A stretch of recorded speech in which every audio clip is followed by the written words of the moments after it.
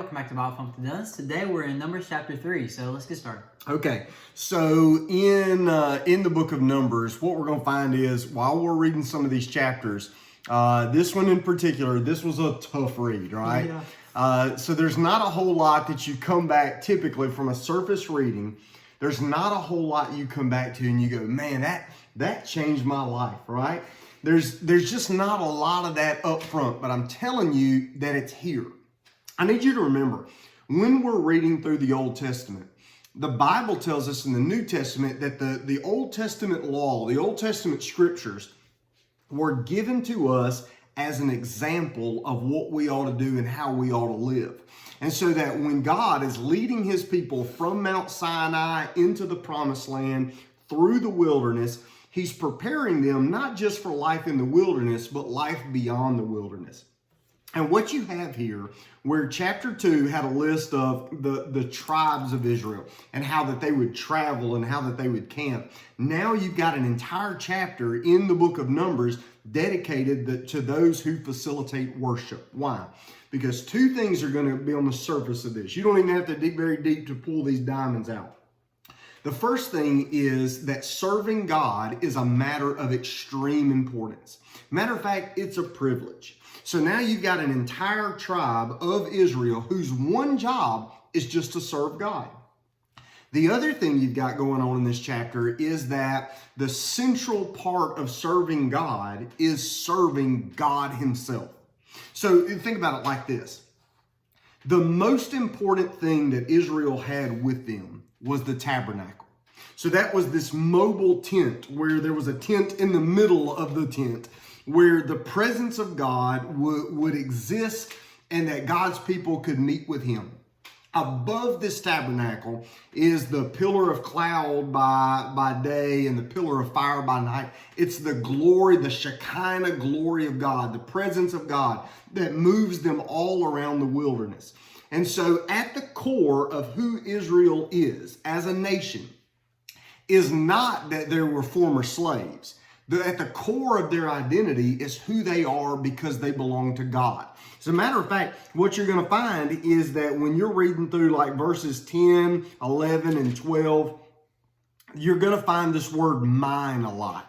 Like in verse number, let's go 12. Therefore the Levites shall be mine, because all the firstborn are mine. They shall be mine, I am the Lord. So of all the things that they could be called, the most important thing they're called is mine. And so at the center of this is this place, the tabernacle. And central to that is the service of this group of people called the Levites. So who is Israel as a nation?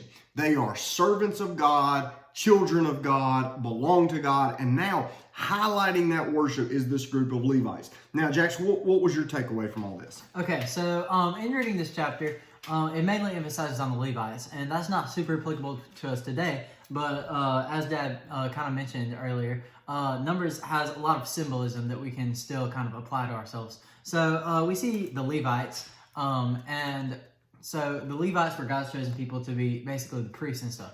But obviously not all of them are going to be priests because that's way too many priests. But those who weren't priests still had specific jobs within the temple and the church. And so this is essentially like the body of Christ today in how not everybody is a minister and not everybody's a missionary, technically. But everybody is we still play an important role in the body of Christ and in the church. I like that. Now let me give you something that's a little under the surface here it excited me. I like seeing this.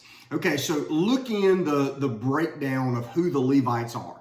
So you got three branches of the Levites. You got the Gershonites, the Kohathites, and the Merarites.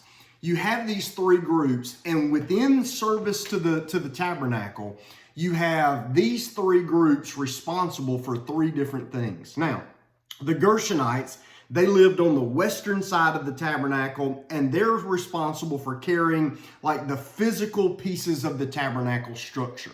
So the tabernacle is a tent, but it's got frames and it's got bases and it's got all these things that kind of make all this stuff come together.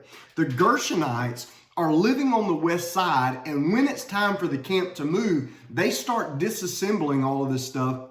They're given carts, and they put all this stuff in there, and they're responsible for moving ahead so that whenever they get wherever they're going, they start setting up the structure.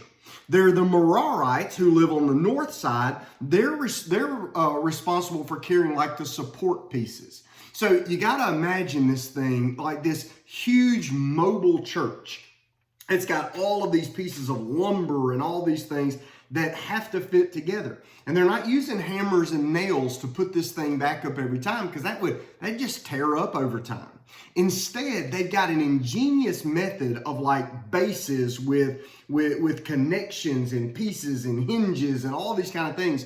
So the Merarites are given wagons, and they put those things. They're responsible for pulling all that stuff along and setting up. Now you got pieces with support elements, and now you got all these things fitted together. Well, like Jack says, in the New Testament, the Bible calls us the body of Christ. He says not all of us are eyes, not all of us are ears, not all of us are hands or feet, but when all these pieces come together, now we're the body of Christ. Well, that imagery is here. Not there's support pieces, and there's hinges and all these things, and on their own they're just pieces, but when they all come together, now they're a tabernacle. Well, then you've got this other group that you've got the Kohathites. They lived on the southern side of the tabernacle. By the way, the Kohath group, this is the group where like Moses and Aaron, they were part of Kohath. That was their tribe, or that was their family within the tribe. They're responsible not for the outer shell of the tabernacle. They're responsible for the furniture. So the altar where you burn the offerings, the table where you put the bread, the lampstand that you light for to give light inside the tabernacle, all of these elements that like had to do with the physical worship stuff, only this group could take care of. Now, here's what I thought was neat. The other groups were allowed to have carts. You put your stuff in a wagon and you carry it and you drag it to the next place. This group, they were not allowed to have carts. Instead, everything with the altar and the Ark of the Covenant and the lampstand, all this stuff, they had to physically carry this stuff on their shoulders. And so this tribe had to carry this stuff as the burden pieces. That they had to feel the full weight of these things as they carried them on their back. They had to feel the weight of these things as they moved worship pieces from place to place. It reminds me of, you remember when Jesus is being taken to Calvary to die? He's carrying his cross, but he's so physically exhausted and beaten that he stumbles and falls. Well, what do? They pull a guy out of the crowd. Joseph of Arimathea, and they pull him out. They pull him out of the crowd, and they say, you got to carry the cross for Jesus, and he has to bear the weight of the cross towards Calvary, and then that's where they crucify Jesus. There are all these elements that are pointing us why. Because the entirety of all of this is making people, by the way, his name is not Joseph of Arimathea, it's Simon. He's carrying that stuff. And so we're getting all of this cross imagery, bearing the weight of, it's powerful stuff. I want you to leave chapter 2 by asking this, or chapter 3 with this question. Of all the things you can be called, are you called by God mine? That's an important piece. So we'll get to chapter number 4 tomorrow. We'll talk more about these guys. And it eventually gets outside of this kind of legal stuff and eventually gets into more storytelling that we're used to. You're going to like this book. This is the setup for it, okay? All right, so we'll see you tomorrow. Bye.